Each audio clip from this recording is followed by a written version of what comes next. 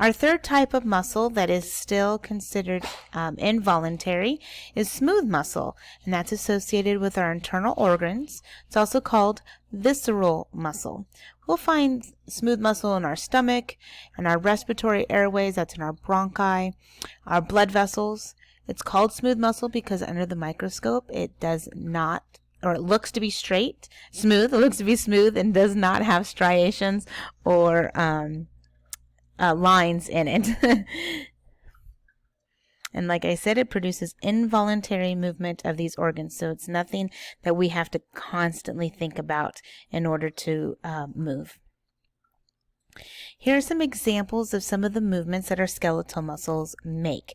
We have flexion or extension. So this is when the arm's moving or straightening. Also flexion of our neck or looking all the way back. That's extension. Bending our knee, so our heel goes to our bum, that is flexion. Extending the foot all the way out, that's extension. Supination, palms up, that's holding soup versus pronation. Same thing with our ankle. You can bring your big toe all the way up, trying to bring like the outside of your foot all the way underneath, which is hard to do, or pronation, bringing it out. Dorsiflexion of the foot is when we bring your toes up to your knee, and then plantar flexion, plantar, the bottom of our foot, that's pointing your toes all the way down. And then here is that abduction and adduction again. So when we're going away from our body, that's abduction. Coming closer is adduction. We're adding to the midline. That's how I always remembered it. And then medial rotation, so in anatomical position, bringing your thumbs, let's see, where's my camera? There it is. Bringing the thumbs towards the middle, that's medial rotation. And lateral rotation is bringing them out more. So remember, lateral is away, medial or towards the outside, and medial is towards the middle. So if I'm going like this is again an anatomical position. So that would be medial rotation and lateral rotation. So don't forget, just because I'm not covering them, you're responsible for pages 119 to 123. We've got some really cool words in there. Ones you already know. Muscular, AR, is pertaining to. Muscle is muscles. And I've got some little ones leaving. Bye, guys. Myocardial, AL, is pertaining to. Muscle, cardio, heart. Tendinous, OUS, pertaining to tendons. There's a tonia. I see hypertonia, so it means it's excessive tone. So hypertonia, we're thinking something that's in contraction or even a muscle spasm. Dyskinesia. Do you remember dys is abnormal, difficult, or even painful? In this case, we're talking about abnormal. Kinesia is movement. Here's a good one. Let's do that again. Pseudo-hypertrophic muscular dystrophy. So it's not often we see pseudo. Pseudo means false. Let me actually do it backwards. Ick, pertaining to. Pseudo, false. Hyper, excessive, and trophic is development. So it is pertaining to the false hyper development. And then muscular, we know, dystrophy. Dys is abnormal. Trophy is development. So it's a type of muscular dystrophy, and that affects the muscles. And usually in this case, they become wheelchair bound. The kids become wheelchair bound. You see this when they're infants, the progression, and it progresses. It can shorten their life. Although I have to say, I have a very good friend of mine.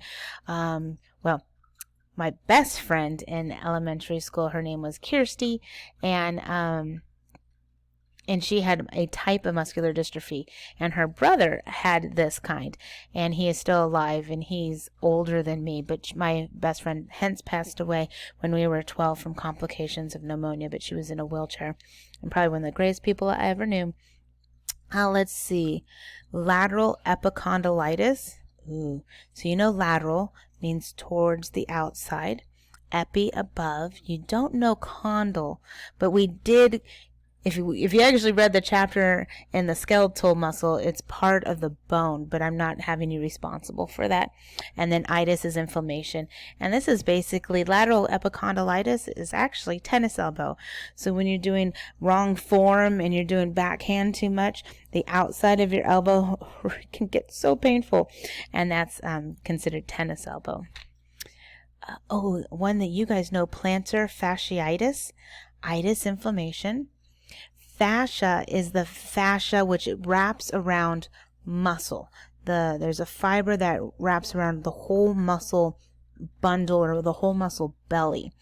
And then the plantar is AR pertaining to the bottom of the foot. So plantar fasciitis is inflammation of the tissue surrounding the muscles in our foot.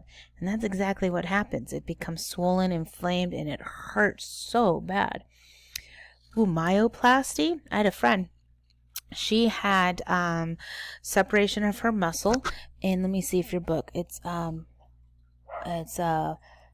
diasis, muscle tendinosis.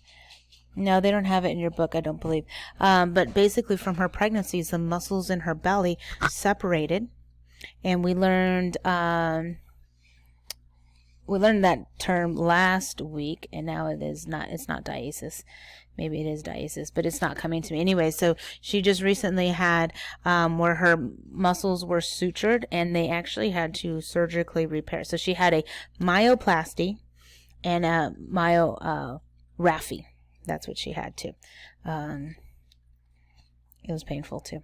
Okay, so make sure you go through those. Practice pulling those terms apart. Some abbreviations. CTS, carpal tunnel syndrome. That's when there's a band right here that makes a little bit of a tunnel that the nerve goes through that comes to these 3 fingers. And when that becomes swollen or tight, then it cuts off the nerve, and we get a lot of pain in there. CPK, creatine phosphokinase. It is an enzyme found in our body. DTR happens to be the initials of my youngest son, but in this chapter it means deep tendon reflex, and that's when the doctor hits those or hits your knee and your foot kicks out. Electromyogram. Gram is record. Electroelectricity. Myo, muscle. Intramuscular, so into the muscle. Muscular dystrophy. It's a group of congenital or inherited diseases that affect the muscle, and most of those kids cannot walk. Some can. So some quick videos if you're thinking about becoming a physical therapist or massage therapist.